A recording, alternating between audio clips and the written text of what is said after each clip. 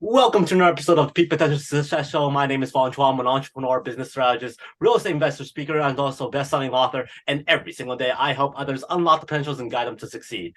Today on the show, we have another great guest. I've had the honor of speaking at one of her events, and I must say, it was an amazing, amazing event. The content that they created for the event, the videos they've done was so engaging, so captivating, and such amazing work. And I'm very excited to have her here today. She loves helping other people spread their message, but not just spread it effectively, efficiently, and also creatively. She is the creative producer and coach for many experts to grow their brand and awareness. She loves to help others enable their businesses to increase their online presence and also their impact through digital content. So please welcome founder of Just Go Visible, video content strategist and coach, Ms. JOCELYN GOH. Hi. Hi, Fong. Hey, Hi, everyone. hi. Hi, all the way from Singapore, right? Yeah. Well, good morning to you.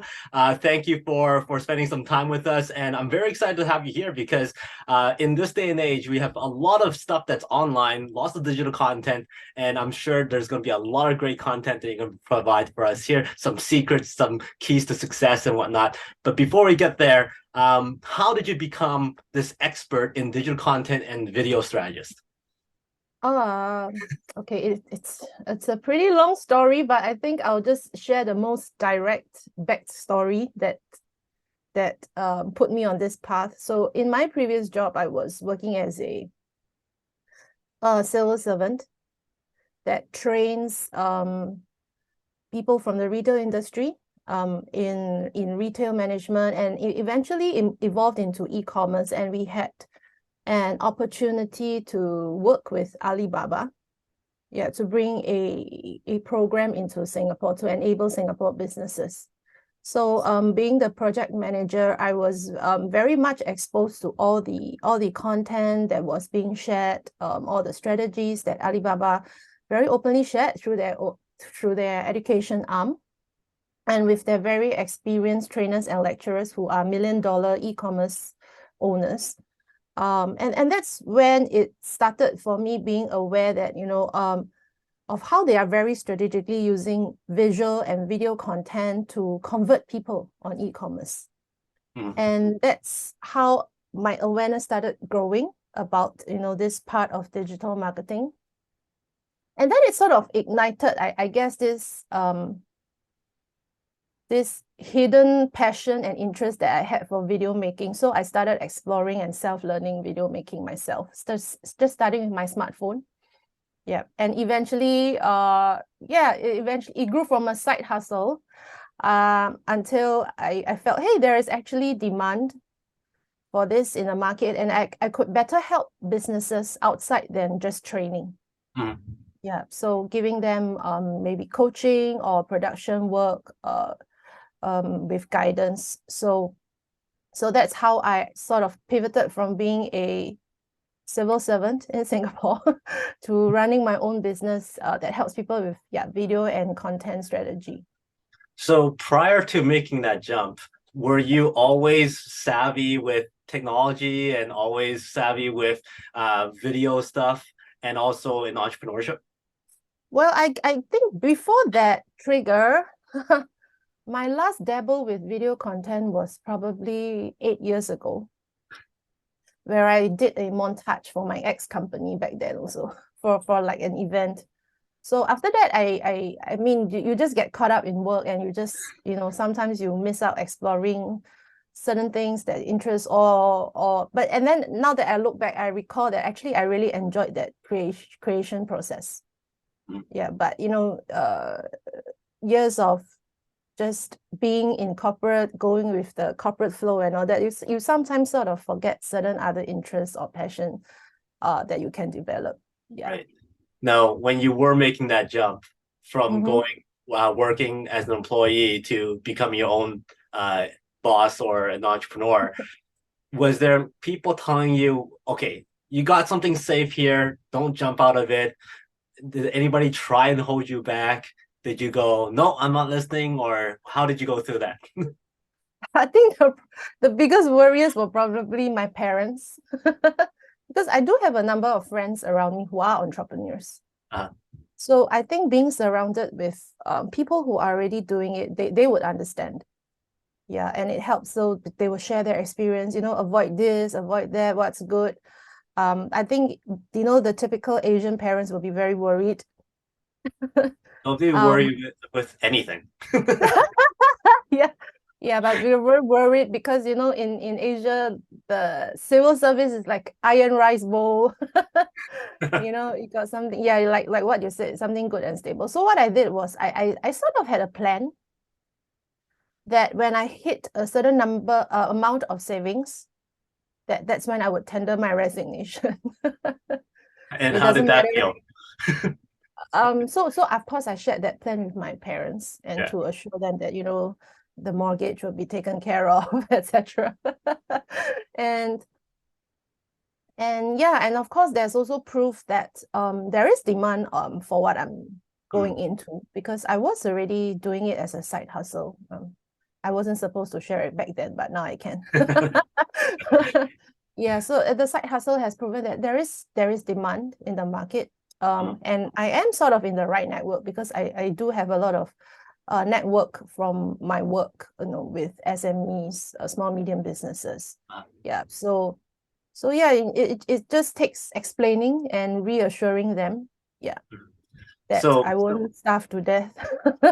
so you're a person who's very good at creating content, coming up with videos, coming up with strategies for videos to go out there.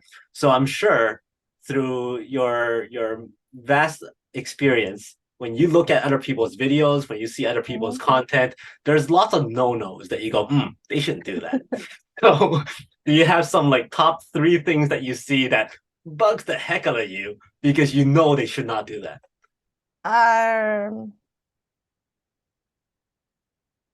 I think one of it would be probably a very unsuitable framing in the frame. So one thing that really bugs me, because portrait video is the huge trend right now, right? So we're basically just full screen on the phone. So where you put your face matters a lot. It should be somewhere in the middle of, when people look at their phone, not too low or too high. So I do notice sometimes people go too low. There's like too much head space around them. And by the time they add captions, the captions are right at the bottom of the video. But that's also where you don't want your captions to be, because that's where all the overlays of the apps are, like the icons, the captions, comments. They're going to cover your captions. Yeah, so you put it there. Yes, you are supposed to do that because it's good practice, because people sometimes watch video in silence. But then and it bugs me when they continue doing it, because it sort of tell me, aren't you looking at what you posted? Didn't you notice that that is not right, and not to do it in the next video? So but I guess some people just go on with the can-do attitude, and it's okay, I've got it done, let's just go with it. And that's good too, right? Yeah, but I think these are just like practical tactical tips that people can easily make a change to improve the viewer experience. Yeah. Okay, so that's one of the biggest no-nos or pet peeves for you. Any other pet peeves that you see? I think being overly self-centered in the content, I guess.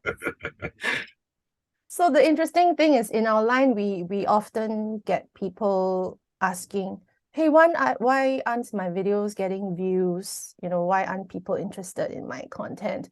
And after some time of observation, I realized that if you create content that is with intention just to show off about yourself or what you do or what you know, in a way, well, it's a bit abstract, but I think people can feel it. If your intention was not to give another person some sort of value, be it entertainment or education or a tip or a hack, it's really more just about showcasing yourself. I feel that such content usually will not connect very well with people. Yeah. Especially when you have so much content out there that people are doing so selflessly. Yeah. The more self-centered kind of content will sort of just filter itself out. Right. Yeah. With regards to videos, do you have any secrets or tips as to what people can do very, very easily, aside from the framing and the content not being self-centered? Any other tips that you could lend that people can apply right away, especially for people who are just starting? Just starting. So I think one challenge I often hear people talk about is putting themselves on camera and talking to the camera. So one tip is that I share with my mentees and coaches as well is instead of when you have an idea, take notes, right? Because we tend to forget. So it's good to take notes, but don't leave a text note for yourself. Leave a video note for yourself, meaning you're going to be talking to the camera to take down the notes that you wanted to. And no one needs to see this because it's a note for yourself, right? But it gets you practicing looking at the cameras, like talking to like no one in particular, but actually you are addressing someone. So that's something that I think people can get started to get comfortable putting themselves on camera. But on the other hand, you can also explore not putting yourself on camera. Although I do always encourage some form of human element in the videos because that will actually resonate best with people. So at least like your voice, your hands doing something. So if you are not comfortable in the beginning to put your face on camera, so two things, start getting comfortable by leaving video notes. The other one is you can also start first in the public space by having your voice in the videos, having your hands in the videos. Yeah. Now, I know you've done many, many videos. Are you comfortable with seeing yourself and listening to yourself? Because I know for myself, it still bugs me sometimes listening to myself. So I usually turn the volume very, very low when I listen to myself. Well, just okay, so I'll share even slightly further backstory about myself when I had the idea of starting my own business. Even when I was employed, I started doing a lot of live streams on Facebook.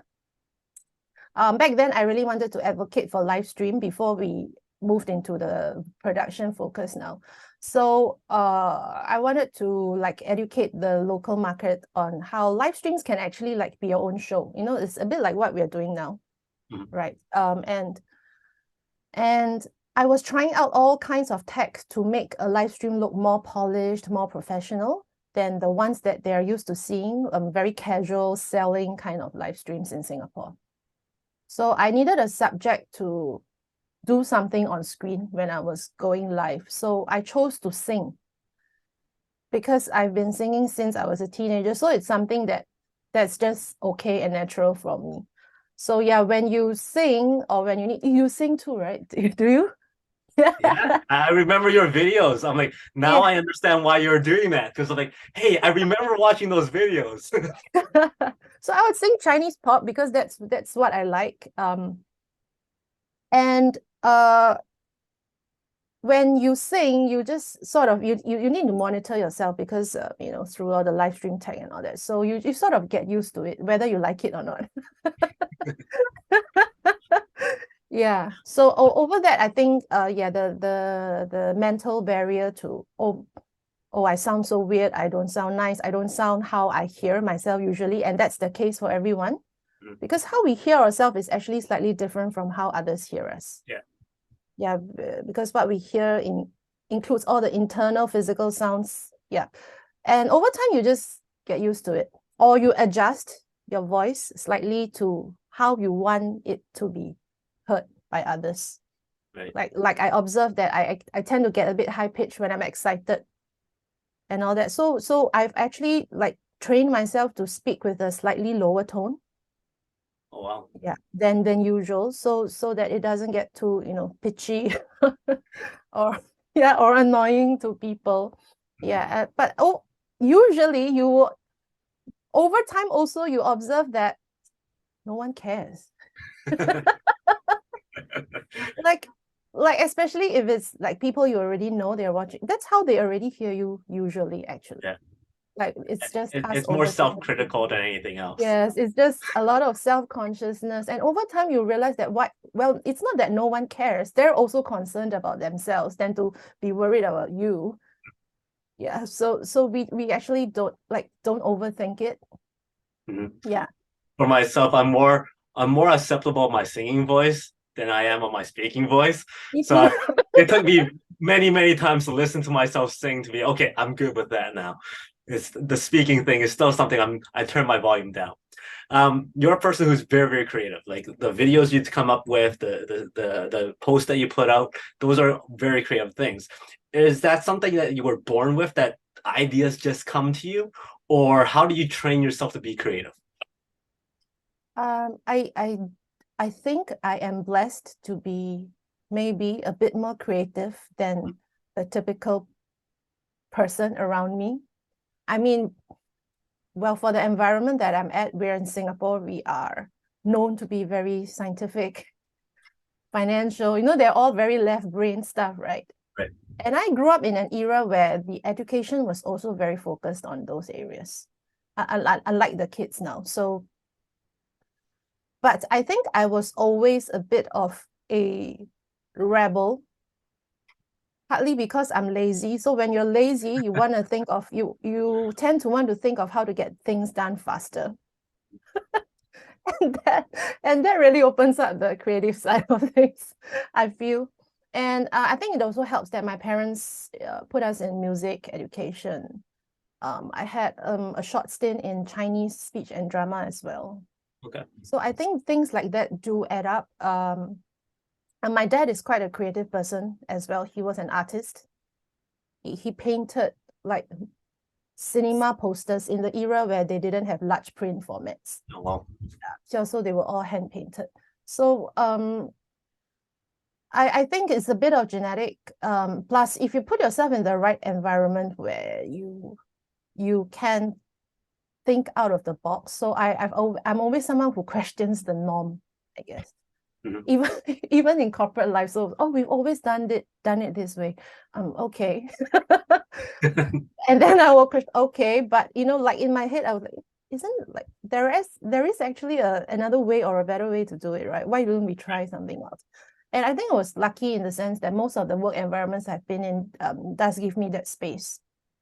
Yeah. So I think all this adds up. But I do feel that if someone who is not like you said, naturally creative, it can be designed or learned with some frameworks.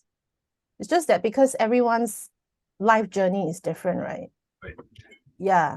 So what would you encourage people to do to spark some creativity in their life? There's this simple activity that I do with my coaches, right? If you think that you're not creative, so right now I want you to just go pick 3 things around the house. Any 3 things from around the house, and then associate it with what you do. And like create a story or an analogy out of that item and what you do. And you will realize that everything can actually be interrelated. And I think that's how ideas get sparked. Like, hey, you are actually combining 2 things that people might not have seen to be put together.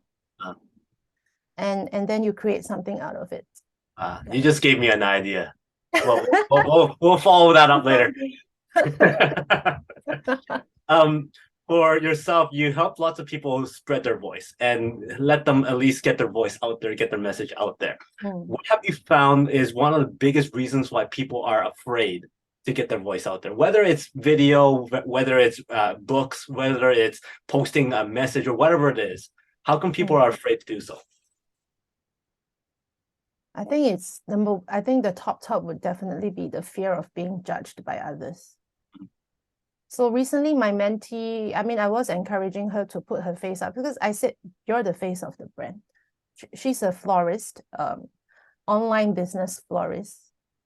And I was telling her, why should anyone else buy from you if in fact the product offer is available elsewhere, right? So it would be because people resonate with you as a person, they like your values, how you approach flowers and all that. And if you don't put yourself out there, people are not going to know that.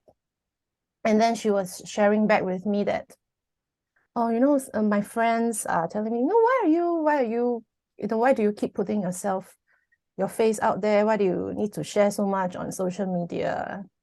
And then I asked back, who are these people? What's their background? What do they do? And I found out that, they are high-level employees, highly paid, but they are employees of an organization.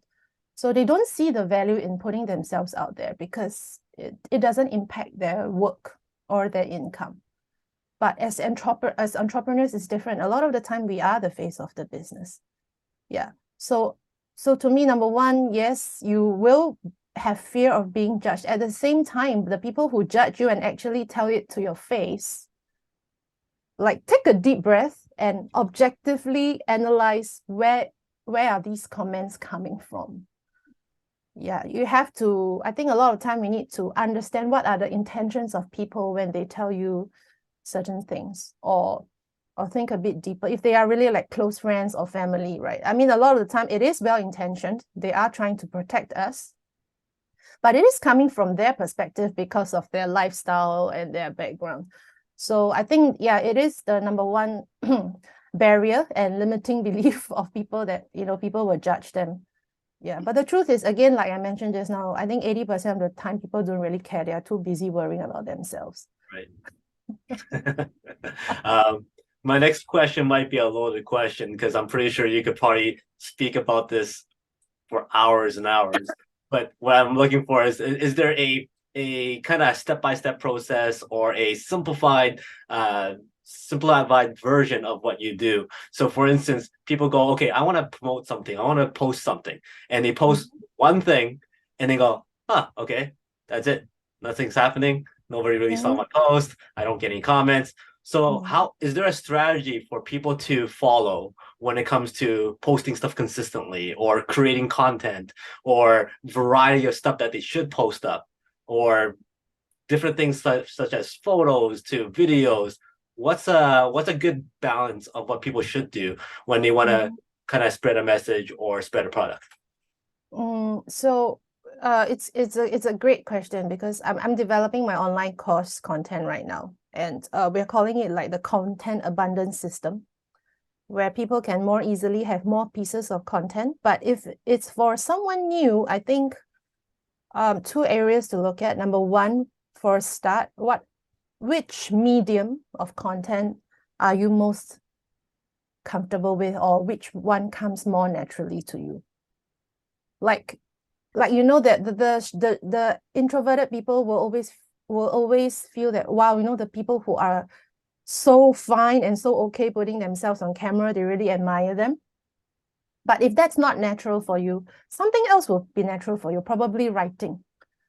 Like, I'll admit, I probably don't write as well as some of the people in my network. Yeah, but they write very well, but I rarely see them put themselves on camera. So that's something that's their advantage, right? We all have our own natural advantage. So number one, firstly, do something that in a way that feels more natural to you, that feels more comfortable with you. Start with that medium first.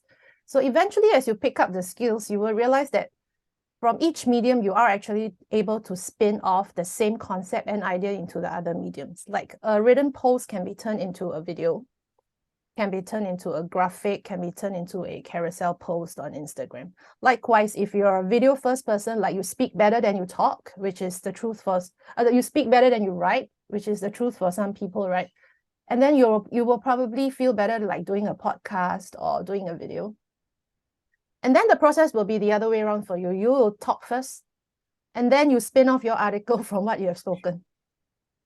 Yeah, so because if you force yourself to say, hey, everyone is doing video, so I have to do a video first, but it doesn't feel so natural or confident for you, then you don't feel good. I feel that the journey needs to be fun, and you need to feel good to be sustainable.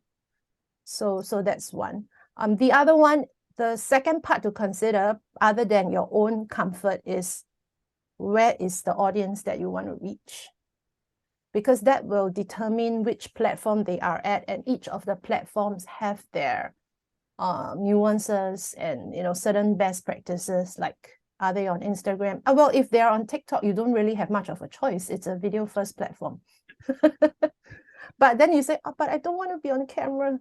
So, so likely your audience will not be on TikTok. Okay, so are there people who like to read? So maybe you write a bit more.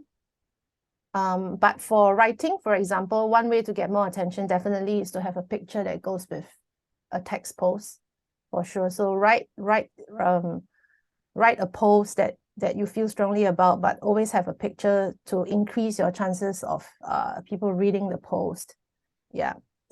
So these are, I think, a few, like, number one, consider what feels natural and more comfortable for you. Start with that first, because starting is always better than not starting. Right. Yeah. And secondly, yeah, you have to understand where your target audience are, and then think of which is the best way to connect with them. Mm-hmm. Yeah. No, something that lots of people are afraid to do, because like online, there's so many people online. There's so many people with different objectives, so many different judgments, so many sensitivities and whatnot. Mm-hmm. They're afraid of getting judged by other people. They're afraid of being canceled by a group of people or offending some people that they may or may not even know they're offending.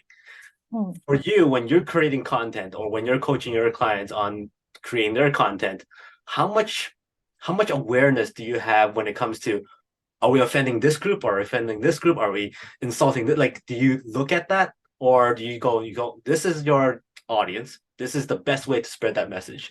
Mm-hmm. How do you navigate through that? I tend to tell them to have a stand on things. Like, you cannot appear too neutral, because especially if you're, I also have like real estate professionals who work with me to create their own content.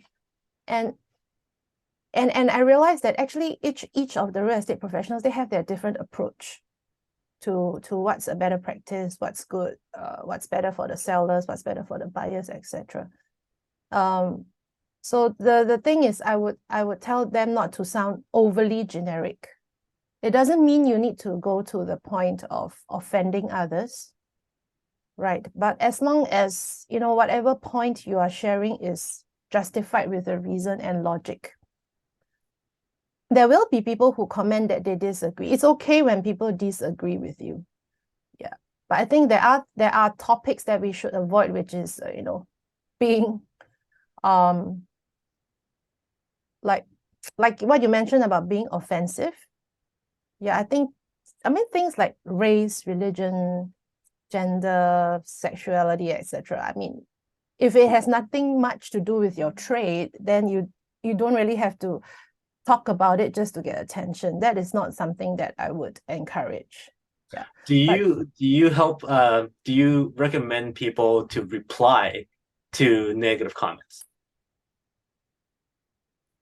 So for instance, if you posted something and somebody else goes, oh, I don't think this is right, and they give you this whole thing saying how garbage it is, would you go and defend it? Depending on what your original post was. I feel that if what was being shared was constructive, it is okay to have like a healthy discussion. And it is also okay to agree to disagree. Right.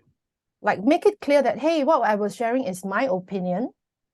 But, hey, this is your opinion. And that's something interesting for others to see and consider as well, right? So there is nothing wrong for people to have their own perspectives on certain facts or information. Yeah. But the only exception I tell people not to have a public discussion is if it's a customer complaint.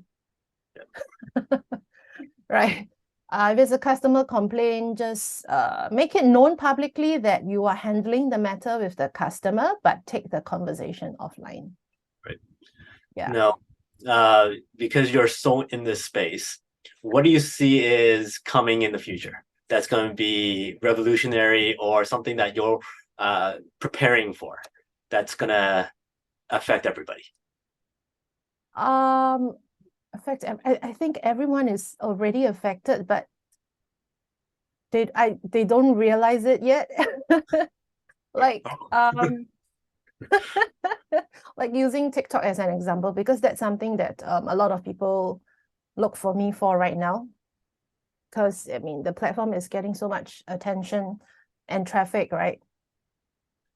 What I'm always telling people around me who can use TikTok for their personal brand or their business is that it is, at least in Singaporean context, it is still a huge blue ocean for creators. Like most people are still on TikTok as a consumer, but only a minority are creators. Like you might see that, hey, there's already so much content, right? Why do you say that it's blue ocean? But if you just look at you, like your peers who are in the same industry and you, or as you, how many of them are actually putting content out there, right? To raise awareness for them, to take on people's mind share so that, you know, people come to you when they need something. It is still very much blue ocean for people using it to increase their awareness for their business and for their sales. So I think the going forward, plus the next gen, creating is very natural for them. I think creative skills, or rather creation skills, video creation skills, will be a new age compulsory skill for everyone. Yeah. Like somehow at some level, you will know how to make a video and post it up. Yeah. And then of course, then the game will get more challenging for people who are actually using it strategically for business purposes. And of course, the other trend of that we cannot avoid, I think, is using the AI tools. But I would say you need to approach it with enough knowledge and the right mindset and strategy. Like all the more that people can shortcut with AI, so all the more you can also elevate certain parts of the human element. Like the avatars, right? That look so real, narrating something. But like if you're a sales professional, you are representing your business. You can't be using the avatar to talk about yourself. Right? It doesn't make sense. But that might be the case for certain industries. An avatar can probably represent an organization, a huge organization. But if you are pretty much representing yourself, you can't really use that. It will not be so relevant for you.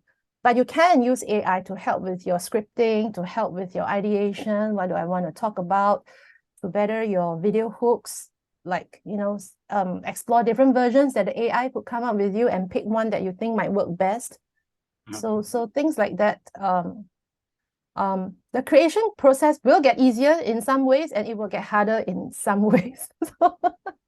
more and more competition. Yeah. Now, let's say we put you on the world stage and you have a few minutes to share one very, very important message for everybody to remember JOCELYN for. What would that be?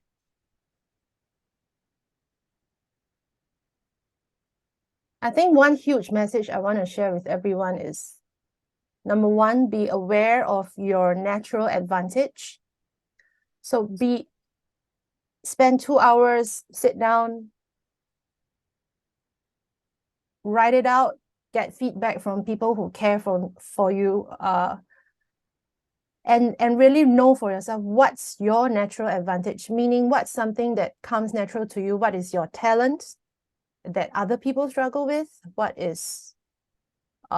makes you happy doing, and really list all this out. And if your business is something that will benefit from putting yourself out there, putting content out there, leverage on your natural advantage to start your creation process. Yeah, that is something that I feel maybe a lot of people are not realizing right now, and they are trying to chase after trends, and they struggle because somehow the process is not natural, or it doesn't feel natural, it doesn't feel fun, and therefore it's not sustainable, and you really struggle, and you're just chasing numbers in the end. Yeah. So discover your natural advantage, put that on camera as much as you can. Like if you're funny, then be funny, right? If you're funny and you're a real estate professional, good, be a humorous real estate professional, right? A lot of people, What if you're boring? Yeah, like some people feel that they are not professional if they're funny, but that's not true, right?